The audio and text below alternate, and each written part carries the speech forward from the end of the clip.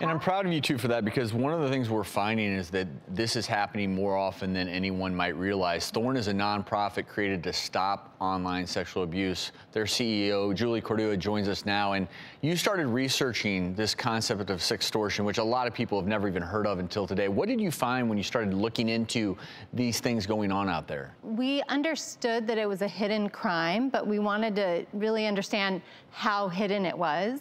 And when we did this research, we expected a few hundred people to tell us their stories, and we actually got over 1,500 people to tell us their stories, and a third of them had never told anyone. So them filling out this survey and writing their story was really the first time that they were reaching out for help. And then from these stories, we also learned that the threat is real. Nearly 50% of the perpetrators in these cases actually carried out their threats.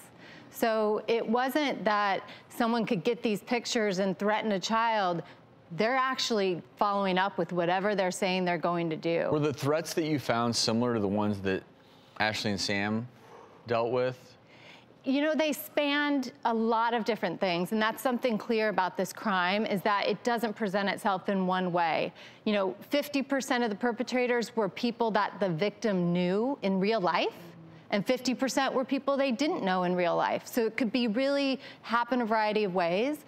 And the threats are everything from releasing one of the images that they coerced you into sending to, you know, showing up at your house or showing up at your school or worse. And so the threats can be very personal and very scary. We also learned that 1 in 8 of the victims actually had to move as a result of this.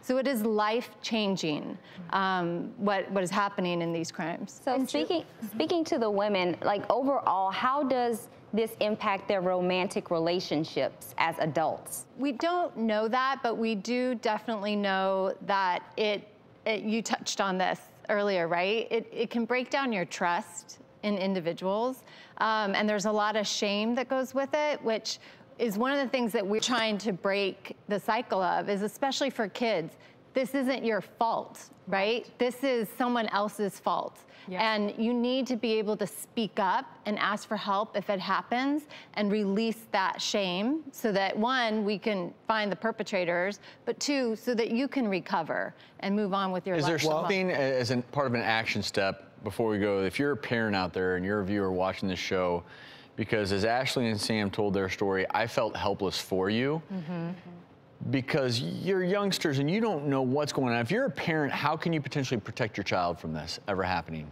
Yeah, well, there's some first initial easy steps. One, if you are putting a device in your child's hand or it's in your house and it's connected to the internet, have a conversation with your child. It's gonna be uncomfortable, but talk to them openly. And then two, be calm and create an environment where if something happens, your child will come to you. Sure, you are going to tell your child, don't send naked pictures, and you're going to say that over and over. If they do, they need to know that they can come to you and ask for help. And then once you have this open dialogue, you're talking to your kids on a regular basis about online safety, knowing that you're there, if something happens and your kid comes to you, call the National Center for Missing and Exploited Children, and they are experts in this area, and they can help you through the process if something like this has occurred. And Julie, it sounds like the key is to really start early, right? Because sometimes we think we don't have to tell our kids about this until maybe they're in their preteen years, but really we might want to start with them in elementary school and educate them on this, because I see toddlers walking around with iPads, right? So we need to tell them early about these dangers. And as parents, you should be monitoring what your kids are doing. But again, we're just highlighting the negative side to the internet and the social media. But this can happen too with identity theft. If you have pictures on your phone or your computer and somebody hacks into it, so everybody potentially is at risk.